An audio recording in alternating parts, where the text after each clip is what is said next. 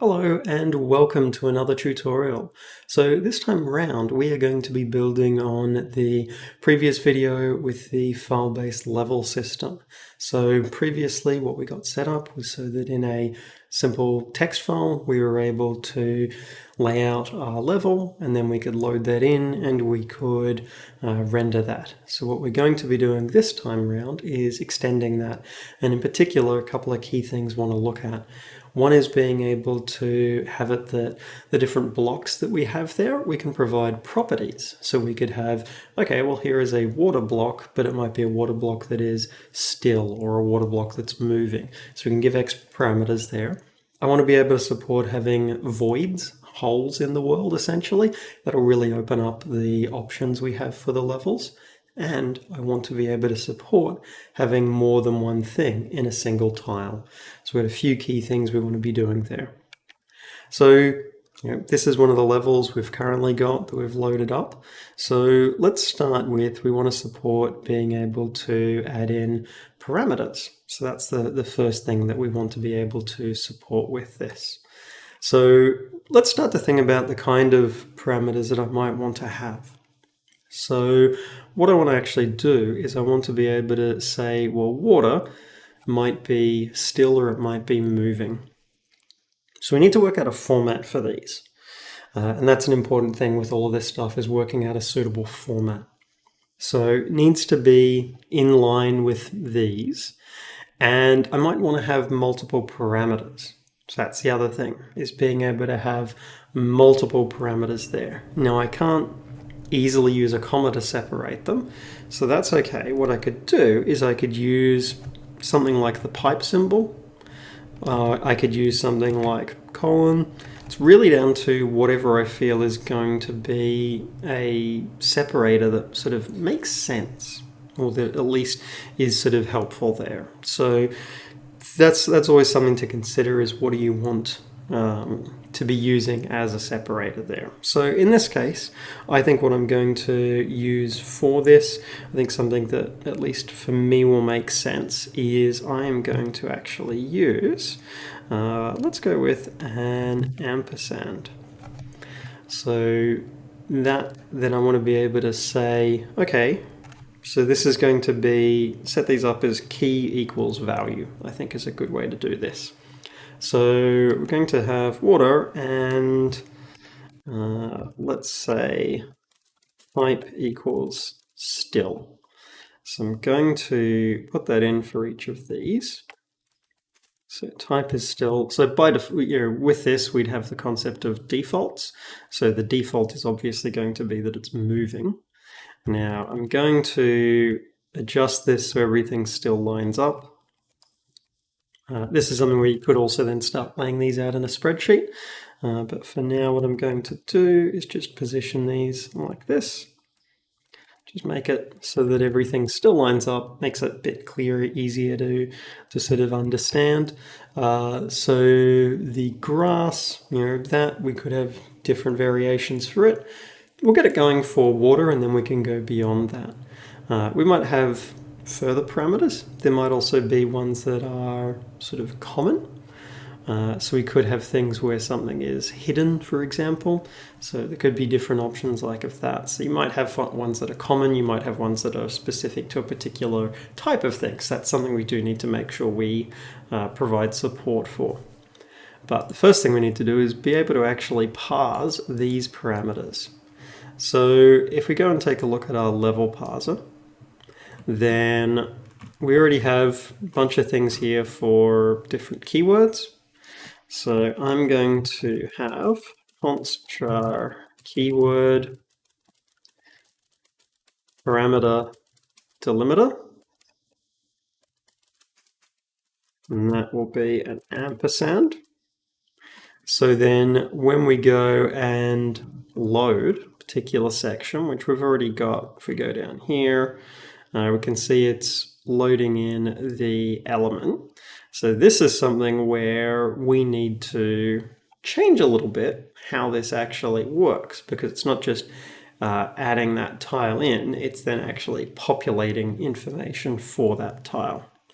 So one of the changes I'm going to do to begin with is add tile here, make this so it returns the particular tile. So we already have a bit of setup there, so I have base behavior, and then we will at the end return new tile. That's going to allow us to set up any parameters, things like of that. So we'll have base behavior, I think it's base tile behavior. So base tile behavior, new tile. Then we need to grab the parameters, but the other thing here is, at the moment what we'll have loaded in will be this entire bit of text. So we need to now split that out so that we have parameters filtered out of the way. So what I want to do is, we'll do this after the check for if it's null or empty. So we can do element, and we can do split, and we're splitting, and what we're splitting on is the parameter delimiter. So var element components. So then we have element type is equal to element component 0. Now we know it's not empty, so we will definitely have something there. We can also do a trim at this point as well. So just clearing out any extra white space there, any scenarios, so because we don't need that. So that works. So we've set up the new tile. Well, now we can check, did we actually have parameters? So did we have parameters?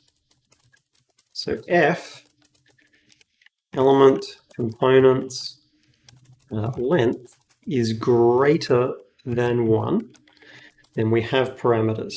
So I actually want to pull those parameters out into a map or a dictionary. So we're going to have dictionary string parameters, which will default to null.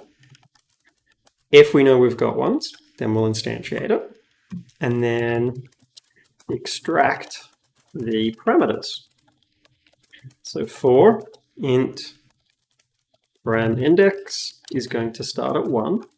Parameter index is less than, and what it's going to be less than is element components. That all looks good. So then what we want to do is, well, parameter element components at param index. Then we want to split that because that's a key is equal to a value. So we'll have parameter components is equal to element components dots, and we'll have parameter dot split. And in this case, we are going to have another keyword. So fonts char keyword key value. Let's call it key value kind of assignment. So that looks good. So we'll split based upon that. Now we want to check, we should get exactly 2. So if it is not equal to 2 for that length, then something has gone wrong, because we expect there to be exactly 2. So we'll chuck in a continue, and we'll also chuck in, actually we won't put in the continue because we're going to put in a throw. So throwing new system.exception invalid parameter, and we'll just provide value. So we'll just throw that exception. Generally prefer to err on the side of being very noisy, very visible with errors. It tends to work out quite reliably for making sure you find and fix problems early. So then parameters, we do parameter components So the first one is the key. I'm going to trim that. And as the autofill is done, so store the parameters. So that looks good. So what I'm actually going to do is I'm going to keep this still able to return the tile. I'm not going to use it at the moment because we can now actually just put those parameters in there. And they will either be null or will actually have relevant information. So now our base tile behavior, when we do binding, that will do that. So what I would do in this case is have something where we'll have a public virtual void as parameters, and that just can pass in that dictionary. So what we'll run here is just parse parameters like that. So then our different ones can override it. So something like our water tile can override that. So it can then have an override. We'll still call the base one because there might be common stuff. So we'll call the base one. But then we can easily go and check, well, f parameters contains key. And we can see what we used here was a type setting. So this is, I would again do a const string type still, or we could set up a, depending upon what we're doing, we could set up a different parameter for this. So still, we could also have const string keyword type. So we could check, does it contain the keyword type? Well, if it does, then we override our type. Now, it might be nice to do this actually as an enum. So let's have an enum. We'll make it public. Enum e type. We'll have moving still. We'll default it. So e type. So that'll default to moving. But then, so we've got, so it's overriding type. What we can do is we can do system.enum.tryParse. This is a handy thing. You've got a string and you want to try and parse something into that enum. So then we would say parameters keyword type.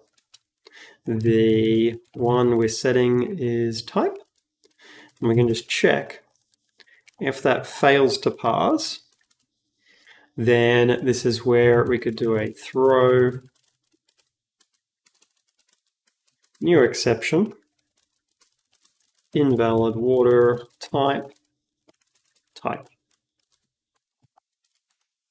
So means that we're checking if we've got that keyword. If we do, we attempt to parse it.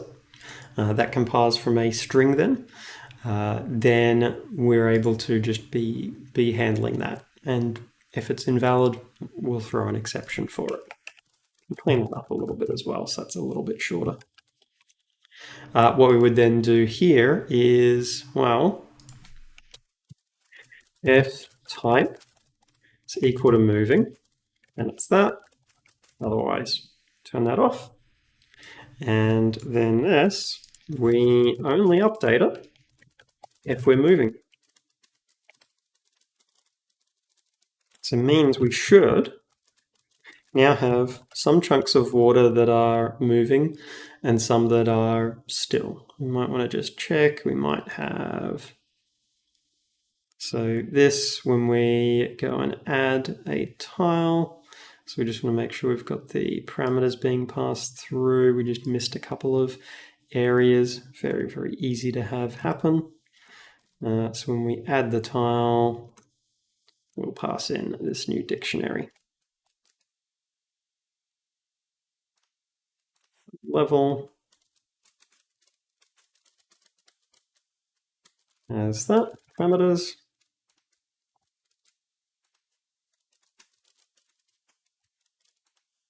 So that's good. Might be a couple of other ones that we've got to put in. Just clearing out that. And this, we just need to make sure it's always assigned to something, so we just default it to null. And that's something where we do want to then do a little bit of a check in our base tile behavior. So we only want to do this if parameters is not equal to null. If it's null, there's no point trying to do any parsing because we don't have any parameters. So let's test that out. Let's see if it runs, and importantly, we have sections of water there now that are still. So that's good. We've got parameters coming through, which is excellent. Let's now handle the next area that we wanted to tackle, which is being able to support having voids, so having holes in this. So first thing to do is let's see what happens when we put in just a hole. So we want to have gaps there. Now this, at this stage, will likely trigger an exception, and that's okay. That's it doing what we expect it to do. So that's good. So if we have a null element, at the moment, we throw an exception. So what we instead want to do is we want to actually add in an empty tile. So I'm going to change this to add, and I might actually call it, empty tile. So that should work from the parser side. And then that means in our level, we can go and check and see. So here I want to then be able to have public void add empty tile. We don't have any parameters, anything like of that. So we do need to do an add because we need to add in a new entry here. So we're going to do add of a null, and we do update the insertion point. So, okay. Now there might be other things that break because we've now made it that nulls are able to, it should handle the exception, and nulls can get a little bit further into the system. So that can mean other things will break, and that's to be expected. So we have a thing of an unknown tile found, and that's because if it's a null, we actually need to do a continue. So to be expected that we'll run into things like of this. And likely the introduction of nulls will cause some issues, which is fine. So we can see we do get a bunch of ones because these are trying to tick. So, and we could validly have these being null. So if it's null, then we continue. Now there might be other ones where we instant loop over stuff. So we do here, we loop over all of these tiles.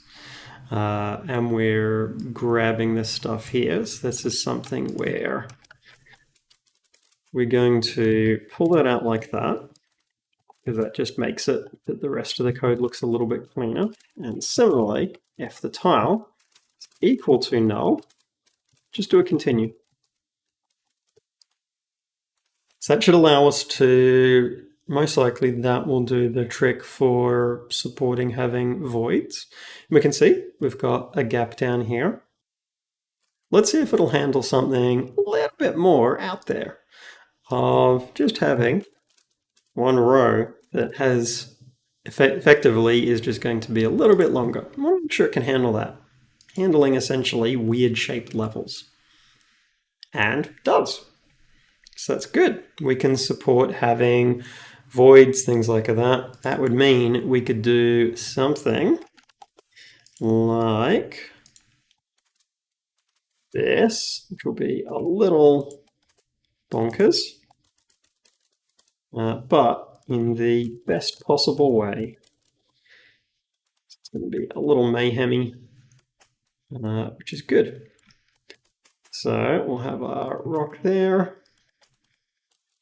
And water, and we'll just chuck in a couple of rocks here.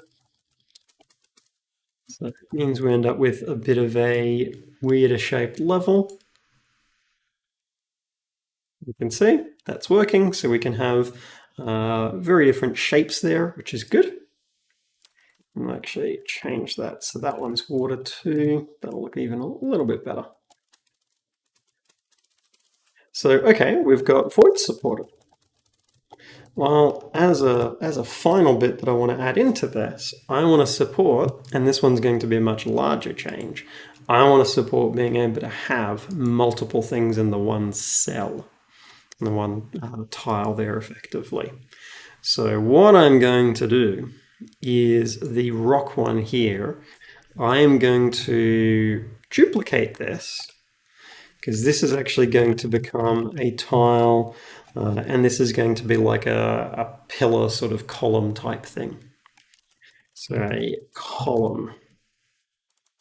Now this, it's currently quite high, which is fine, but I want to reduce the size of it. I want it to be just something like of that. So it's just a little bit of a pillar there, like that. So that's good. So I then need to set up a behavior for that. So I'm going to start with the rock one. And that's going to change to pillar. Need to make sure it links to the particular, actually I called it column. So I'm going to rename this to column just for consistency. Column. So good so far. Our level parser, we need to add that in as a tile that it's allowed to spawn. So now it will be able to place ones, but, and this is where we want to be able to have a few different ones here. So like on the grass and the water, being able to have this in the same cell. So again, we need another delimiter. We've already used ampersand, so we can't use an ampersand. So we have to use something else. So again, it comes down to what we want to use. You want to try and avoid anything looking too similar to other ones to avoid potential sort of issues there with it being very easy to type in the wrong thing. So having them be something that's different, I think is good. I'm actually going to use the pipe, so shift backslash. Partly because that symbolizes in code an oring, so having multiple things there. So I think that actually syntactically works. It's also something that it's different enough to an ampersand that it looks quite different. So this will have column. I'm not going to install the drivers. So it has a column. I want to do that over here as well. Okay. So this is going to change quite a few things. This is going to require quite a few changes on our part, but that's okay. So, all right, what we want to then do is up here, if it's null or empty, that doesn't need to change, but we could have multiple elements here. So we're going to need to change all of this around a bit. So I'm going to set up another keyword. So I'm going to have const char keyword element delimiter. So that's good. Now this function is starting to get a bit lengthy, so I'm going to actually split this up a little bit. So a couple of things that I'm going to do with this. Firstly, the parameter extraction. I'm going to turn that into its own little function. So build or extract parameters or parse parameters. And we'll just give it a string.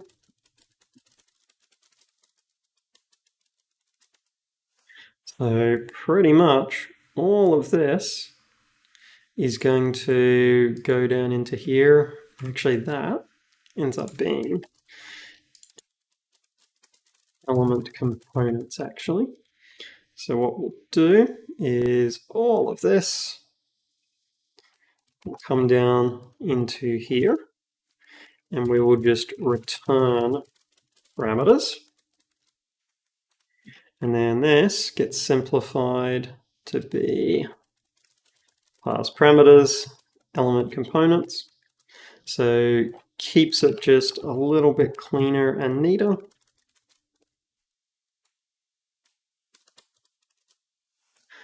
So, okay, we've simplified that a little bit. Then this block essentially here is all for parsing and set of elements.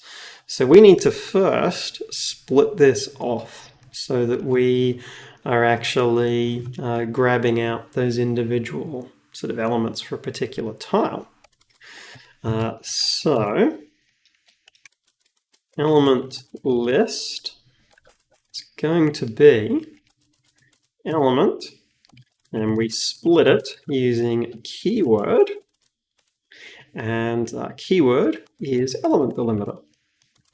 Then we have for each raw element in element list. So that will be our string. So, okay, we're already using raw element up there, so we'll do a little bit of renaming of raw tile string. We'll call this trimmed tile string. So don't be afraid to go and rename things when you find that there's better ways you could be naming it. It's good practice just to be doing that. So then we have element, it's raw element.trim. And then this here is what we do inside that loop. So split up and parse each element. Now we're going to need to make a couple of other changes here because, well, this tile, that if we just go and add that at the moment, that's going to end up distorting this quite significantly because what it would end up doing is we would have, it would extend out the level. And so that doesn't work. We need a different data structure for how we're working with this. So if we go and take a look at what our add tile function does. So that instantiates things, adds them into this list, updates the insertion point. And it's this updating of the insertion point in particular that's actually a problem.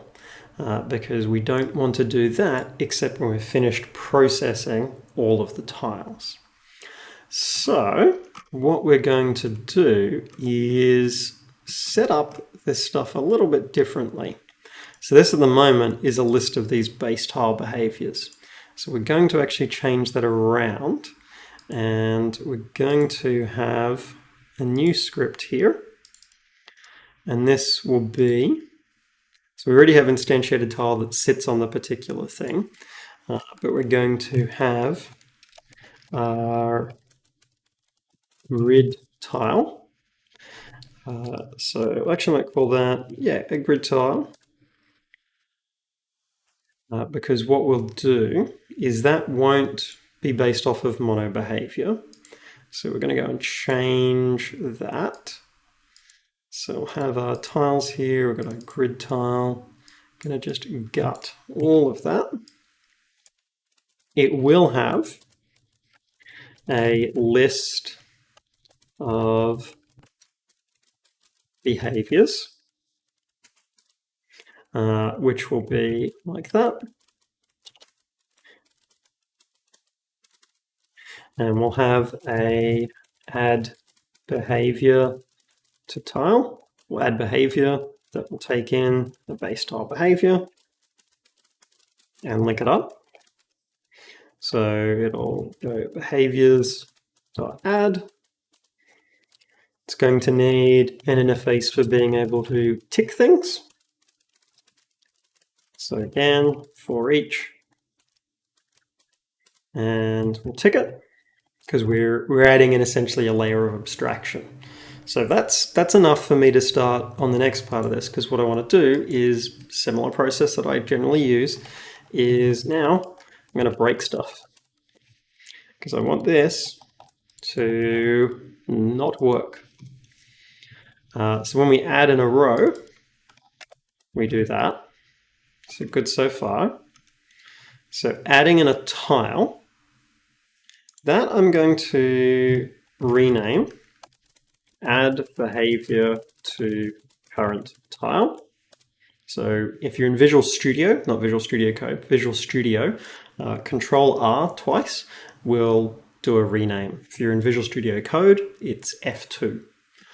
So, okay, that is going to instantiate our tile there. With this, well, if this is a brand new one, we actually are going to need to add in. So this is the thing where we need to handle, okay, is this a brand new tile? There's a few different things we'll need to do. So we're going to assume that with this, we're accessing our current insertion point there. We would also use then current insertion point.x and then do an add behavior.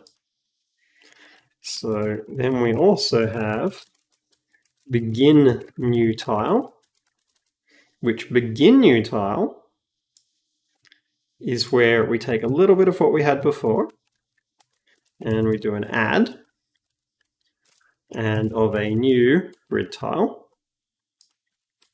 Then we'll have and I might actually just call that begin tile. Then we'll have end tile, which end tile will do this. And then we'll also do the renaming of this, new behavior, because that correlates with the naming for what it is. Adding in a new tile, that works exactly as it did.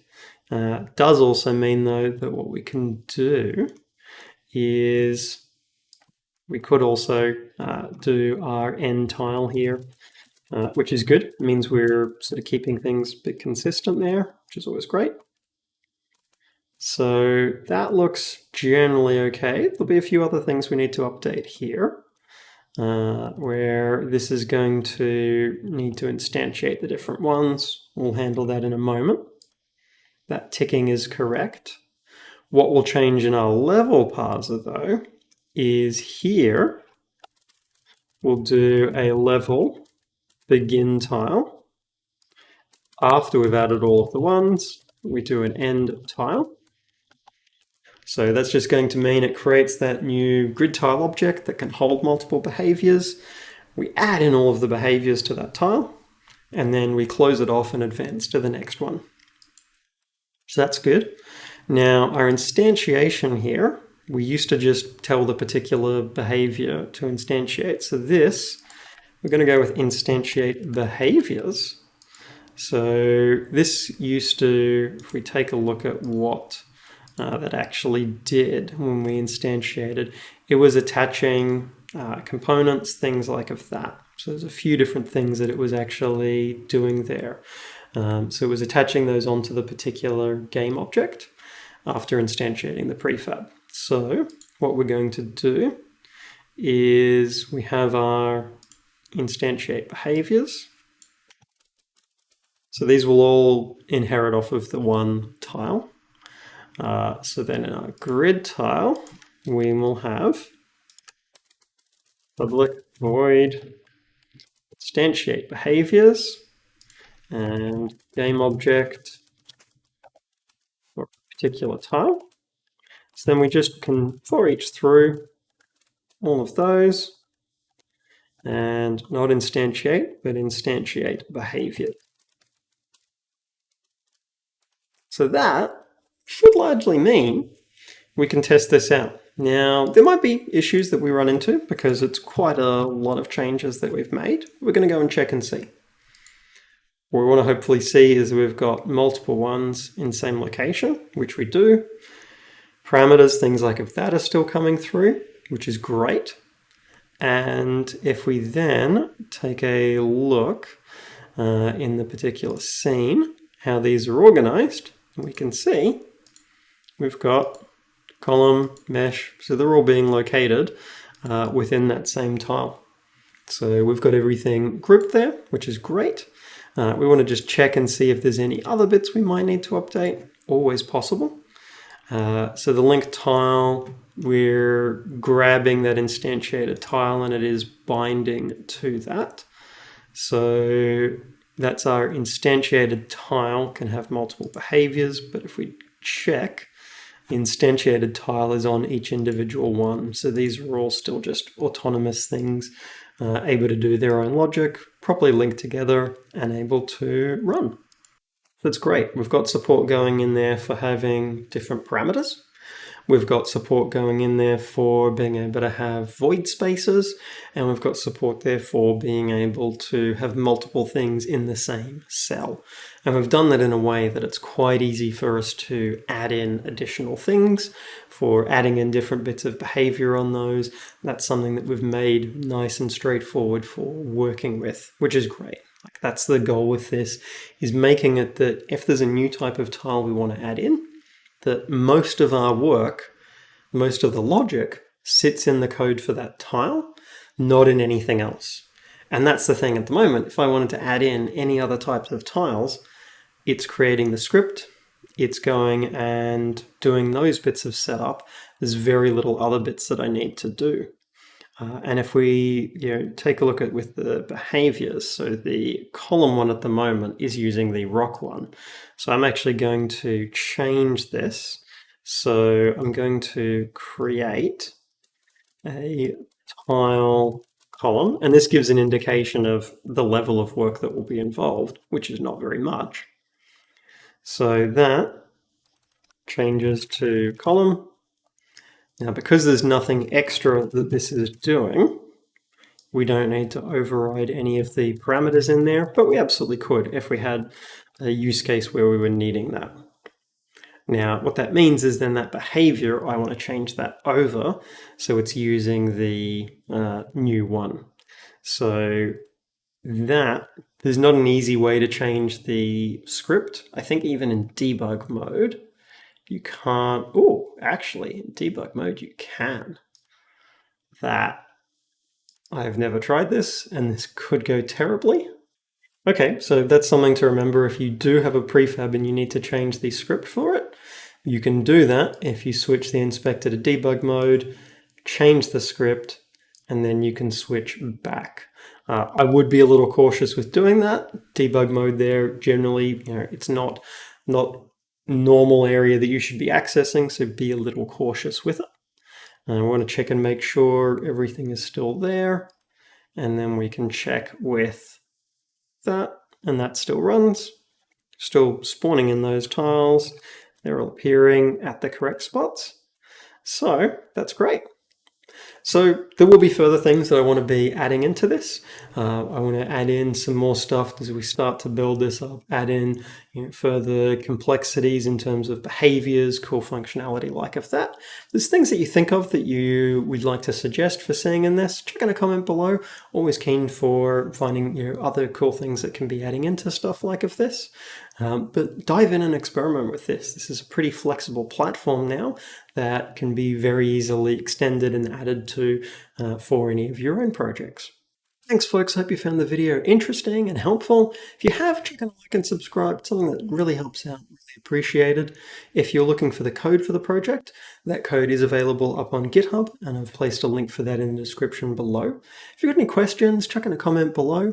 And if you're looking for other ways to support the channel, then I do have a Patreon, and there is a link to that in the description below as well. But until next time, bye.